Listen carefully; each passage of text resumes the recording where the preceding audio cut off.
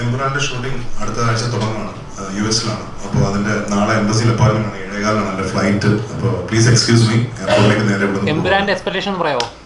അത് പറയണോ? എല്ലാ വിധത്തിലും മലയാളത്തിലെ ഏറ്റവും വലിയ സിനിമയായിരിക്കും Empuraan.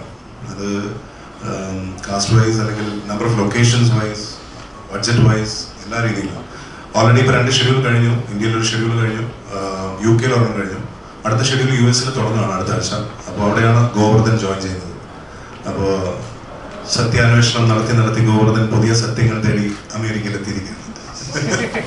Thank you very much everybody. Thank you. ചേട്ടന്റെ ഡയറക്ഷനിൽ ഒരു ചിത്രം വരുന്നൊക്കെ അത് ഉടനെ ഇല്ല, തീർച്ചയായിട്ടും അതിന്റെ സമയമാകുമ്പോൾ ഞാൻ തന്നെ ഇതുപോലൊരു പ്രസ് മീറ്റ് വിളിച്ചുകൂട്ടി എല്ലാവരെയും അറിയിക്കുന്നതായിരിക്കും. ഒന്നുമില്ലാത്ത സമയത്ത് പൃഥ്വിരാജ് എന്ന ആള് പടയുന്ന ലൂസിഫർ എന്നൊരു ചിത്രം ഇറക്കി മലയാള സിനിമയെ ഞെട്ടിച്ചു.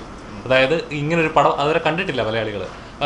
മറ്റു ലാംഗ്വേജ് കണ്ടിട്ടുണ്ട്, മലയാളത്തിൽ കണ്ടിട്ടില്ല. അതേപോലെ ഒരു ചിത്രം ഞെട്ടിക്കുവോ? ഞെട്ടിക്കാൻ ശ്രമിക്കാം. Okay, thank you.